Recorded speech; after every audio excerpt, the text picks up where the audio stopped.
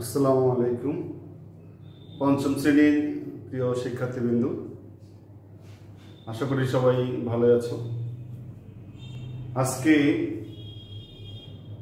আমি তোমাদের প্রাথমিক বিজ্ঞান বইয়ের জলবায়ু পরিবর্তনের উপর কিছু ছোট প্রশ্ন, সংক্ষিপ্ত প্রশ্ন আলোচনা করব। গত ক্লাসে আমরা আবহাওয়ার উপাদানগুলো সম্পর্কে জেনেছি। আবহাওয়ার পরিবর্তন, আবহাওয়ার উপাদানগুলোর পরিবর্তন কিভাবে হয় সেগুলি আমরা জেনেছি। আবহাওয়ার উপাদানগুলো পরিবর্তন হওয়া মানে আবহাওয়ার পরিবর্তন, এবং আবহাওয়ার পরিবর্তনের মাধ্যমেই আসলে জলবায়ু পরিবর্তন হয়। এখন এই জলবায়ুর পরিবর্তন কাকে বলে, আমরা আজকে যে প্রশ্নগুলি আলোচনা করব সেগুলি আমি পড়ছি, মনোযোগ দিয়ে শোনা। জলবায়ু পরিবর্তন কাকে বলে, বৈশ্বিক উষ্ণায়ন কি বা কাকে বলে, গ্রিন হাউস কি, গ্রিন হাউস কেন তৈরি করা হয় বা কোথায় তৈরি করা হয়, গ্রিন হাউস কাছে তৈরি হয় কেন, গ্রিন হাউস প্রভাব কি, বায়ুমণ্ডল কি, এবং গ্রিন হাউস গ্যাস কি বা বলতে কি বুঝো। তো প্রথম যে প্রশ্নটা আলোচনা করবো সেটা হলো জলবায়ু পরিবর্তন কাকে বলে। জলবায়ুর উপাদানগুলো যখন পরিবর্তন হয়, অর্থাৎ আবহাওয়ার উপাদানগুলোই কিন্তু জলবায়ুর উপাদান, যেটা আমরা গত ক্লাসগুলোতে আলোচনা বা শিখেছি, আলোচনা করেছি। অর্থাৎ আবহাওয়ার উপাদানগুলো যখন স্থায়ীভাবে পরিবর্তন হয়, উল্লেখযোগ্যভাবে পরিবর্তন হয়, তখন আবহাওয়া পরিবর্তনের মাধ্যমে জলবায়ু পরিবর্তন হয়ে থাকে। তাহলে সংজ্ঞা যদি লিখি, 1 নম্বর প্রশ্ন হলো জলবায়ু পরিবর্তন কাকে বলে। তাহলে পুতুল লেখার চেষ্টা করছি। দেখো, আবহাওয়ার উপাদানগুলোর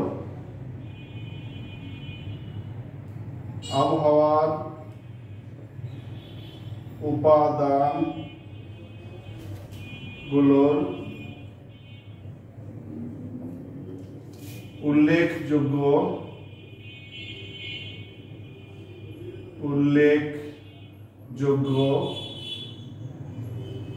স্থায়ী পরিবর্তনকে জলবায়ুর পরিবর্তন বলা হয়। জলবায়ুর পরিবর্তন বলা হয়। আবার বলছি, দেখো, তাহলে আবহাওয়ার উপাদানগুলোর উল্লেখযোগ্য স্থায়ী পরিবর্তনকে জলবায়ুর পরিবর্তন বলা হয়। আবার বলছি, আবহাওয়ার উপাদানগুলোর উল্লেখযোগ্য স্থায়ী পরিবর্তনকে জলবায়ুর পরিবর্তন হয়। সবাই লিখে নিতে পারো। এর পরের প্রশ্ন হচ্ছে বিশ্ব উষ্ণায়ন বা বৈশ্বিক উষ্ণায়ন। আমরা কিন্তু জানি যে পৃথিবীর তাপমাত্রা ক্রমশ বৃদ্ধি পাচ্ছে, এবং পৃথিবীর তাপমাত্রা ধীরে ধীরে বেড়ে যাওয়াকেই বলা হবে বৈশ্বিক উষ্ণায়ন। তাহলে 2 নম্বর প্রশ্নের আনসার যদি লিখি, তাহলে বৈশ্বিক উষ্ণায়ন কাকে বলে, পৃথিবীর তাপমাত্রা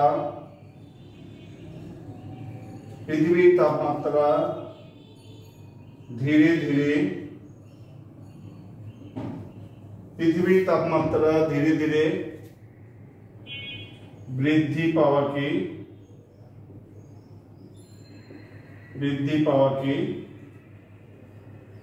বৈশ্বিক উষ্ণায়ন বলে।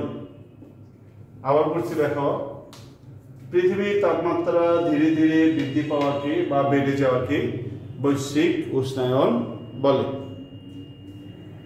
3 নম্বর প্রশ্ন, গ্রিন হাউস কি। 1 নম্বর 2 নম্বর হলো গ্রিন হাউস কি। গ্রিন হাউস এটা একটা কাচের তৈরি ঘর বা কাচের নির্মিত ঘর, যেটা সাধারণত শীত প্রধান দেশে তৈরি করা হয়ে থাকে। যেমন শীত প্রধান দেশে দেখো প্রচন্ড শীত থাকে, এবং সেটা সেই সব দেশে মাইনাস ধরো 30 degree, minus 40 degree, minus 50 degree এরকম তাপমাত্রা থাকে। অর্থাৎ প্রচণ্ড শীতের কারণে গাছপালা উদ্ভিদ জন্মাতে পারে না। ওই শীত প্রধান দেশগুলোতে কাচের তৈরি বড় বড় ঘর বানিয়ে সেই ঘরগুলোতে বিভিন্ন শাকসবজি উদ্ভিদ জন্মানো হয়ে থাকে। তাহলে গ্রিন হাউস কি, আমরা যদি সংজ্ঞা আকারে লিখি 3 নম্বর প্রশ্ন লিখব, গ্রিন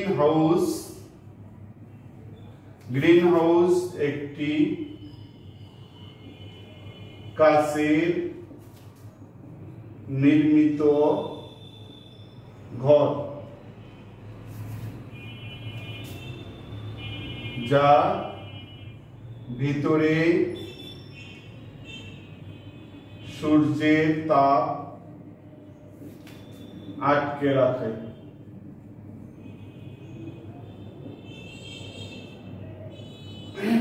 তাহলে গ্রিন হাউস একটি কাচের তৈরি ঘর বা কাচের নির্মিত ঘর। এই ঘরটি বা যা সূর্যের তাপমাত্রা বা তাপকে ওই ঘরের ভিতরে আটকে রাখে। অর্থাৎ কাচের তৈরি হওয়ার কারণে কাচের ভিতর দিয়ে, আমরা জানি কাচের ভিতর দিয়ে সূর্যের আলো সহজেই প্রবেশ করতে পারে কিন্তু সহজেই বের হতে পারে না। এই জন্য গ্রিন হাউস কাচের তৈরি হয়ে থাকে এবং কাচের তৈরি হওয়ার কারণে গ্রিন হাউসের ভিতরে সূর্যের তাপ সহজে প্রবেশ করতে পারে এবং ঘরটা বেশ গরম থাকে, যার কারণেই ঘরের বাইরের তাপমাত্রা এবং ভিতরের তাপমাত্রা অনেকটা পার্থক্য থাকে। এই কারণে ঘরের ভিতরে যে কোনো গাছপালা উদ্ভিদ জন্মানো সহজ হয়ে যায়। তাহলে গ্রিন হাউস কি? গ্রিন হাউস একটি কাচের নির্মিত ঘর যা ভিতরে সূর্যের তাপকে আটকে রাখে। এরপরে হলো তোমার 4 নম্বর প্রশ্ন হচ্ছে গ্রিন হাউস তৈরি করা হয় কেন? গ্রিন হাউস তৈরি, এই প্রশ্নগুলো মিশিয়ে দেই। গ্রিন হাউস কেন তৈরি করা হয়?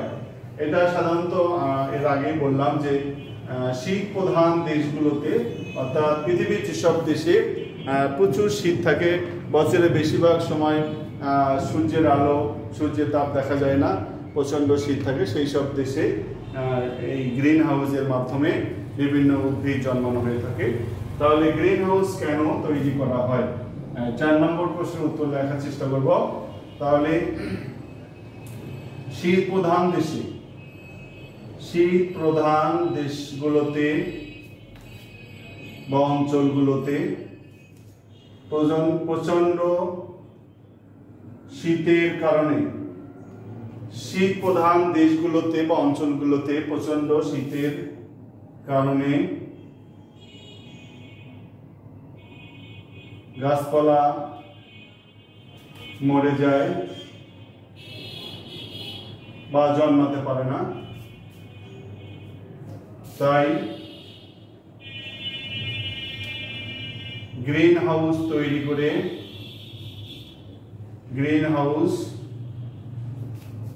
করে সেখানে গাছপালা জন্মানো হয়। তাহলে শীত প্রধান অঞ্চলগুলোতে বা দেশগুলোতে প্রচন্ড শীতের কারণে গাছপালা বা উদ্ভিদ জন্মাতে পারে না, সে কারণেই ওই সব অঞ্চলগুলিতে বড় বড় কাচের তৈরি ঘর বানিয়ে সেখানে বিভিন্ন ধরনের উদ্ভিদ জন্মানো হয়। আশা করি সবাই বুঝতে পেরেছ। এখন 5 নম্বর হলো গ্রিন হাউস কাচে তৈরি হয় কেন?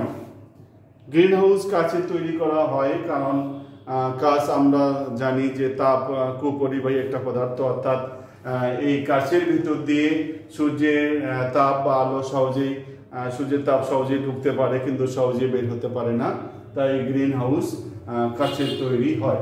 তাহলে আমরা লিখছি, দেখো গ্রিন হাউস কাচে তৈরি হয় কেন? গ্রিন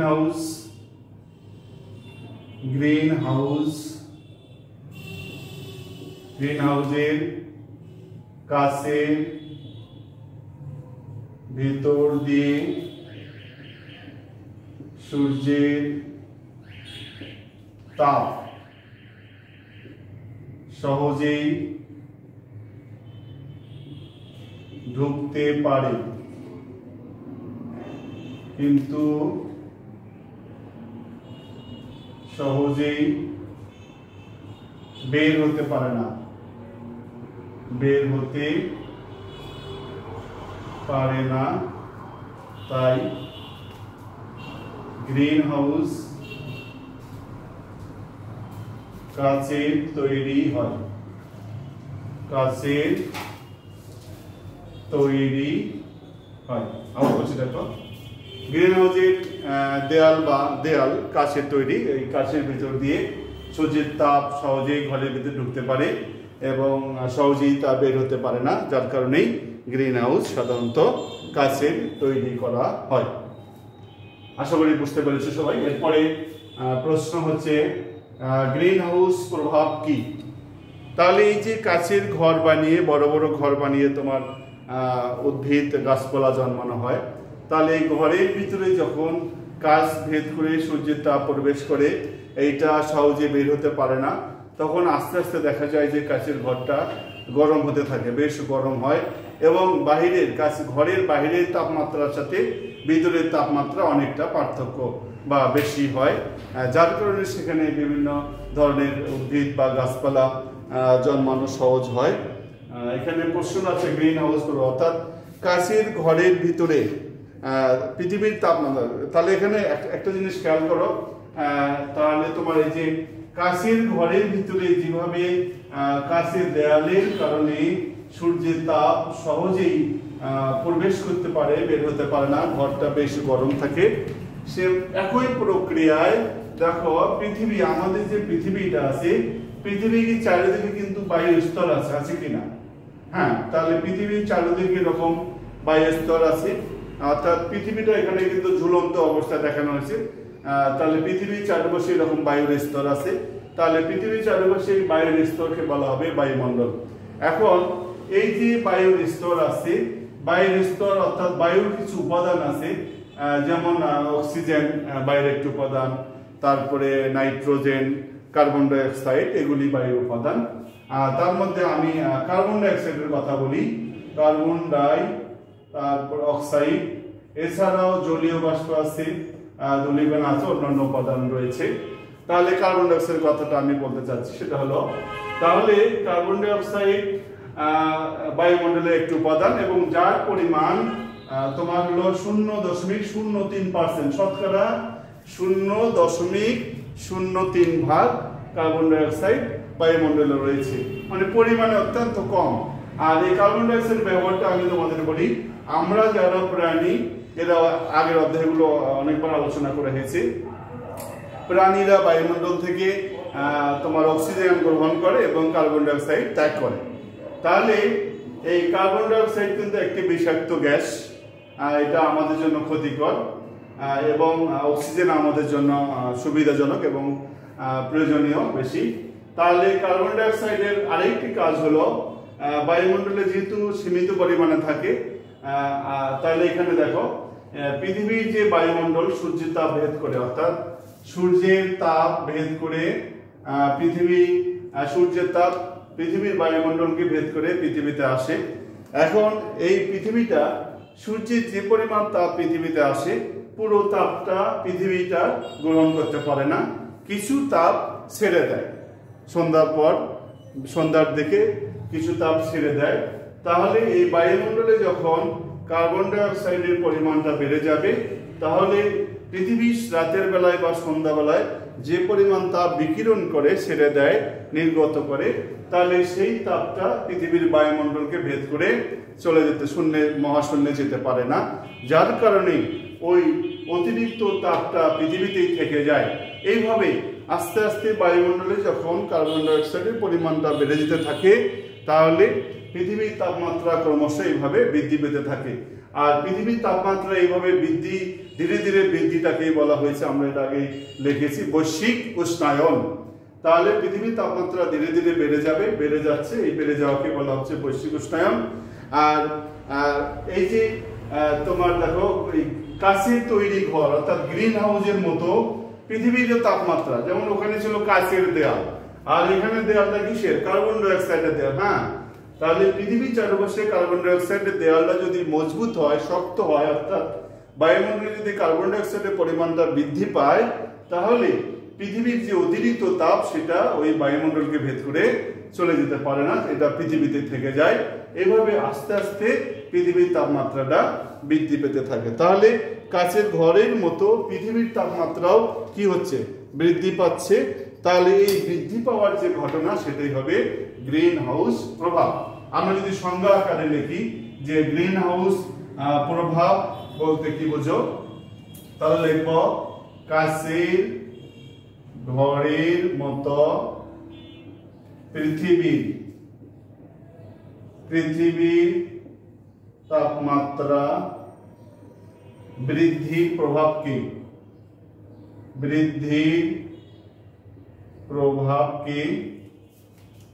গ্রিন হাউস প্রভাব বলে।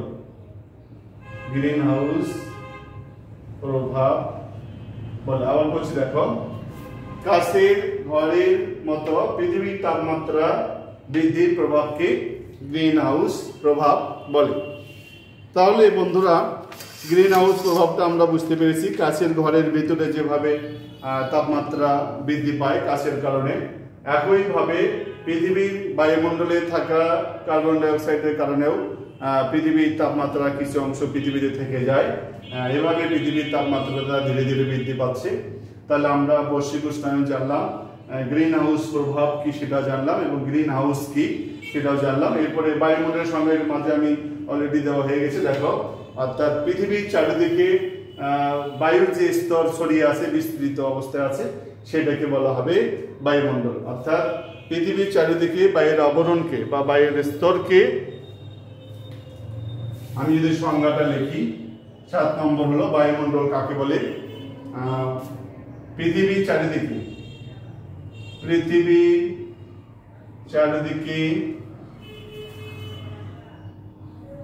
ঘিরে থাকা, পৃথিবীর চারিদিকে ঘিরে থাকা বায়ুর স্তরকে বায়ুমণ্ডল বলে। পৃথিবীর চারিদিকে ঘিরে থাকা বায়ুর স্তরকে বায়ুমণ্ডল বলে। বায়ুমণ্ডল গেল। এরপরে আরেকটা জিনিস আমরা এখানে শুধু কার্বন ডাই অক্সাইড আমি আলোচনা করেছি। এরপরে তোমার জলীয় বাষ্প আছে, জলীয় বাষ্প, তারপরে আছে হলো তোমার মিথেন আছে, তারপরে এগুলি ধরো আরো অনেকগুলি আছে। যেমন এই যে উপাদানগুলি যদি বায়ুমণ্ডলে বেড়ে যায়, বৃদ্ধি পায়, তাহলে পৃথিবীর তাপমাত্রাও আস্তে আস্তে বেশি পরিমাণে থাকবে। ঠিক আছে, বেশি পরিমাণে বাধাগ্রস্ত হবে এবং পৃথিবীর তাপমাত্রা ধীরে ধীরে বৃদ্ধি পেতে থাকবে। এই যে তাহলে গ্যাসগুলি তোমার কার্বন ডাই অক্সাইড, তারপরে কার্বন মনোক্সাইড আছে, কার্বন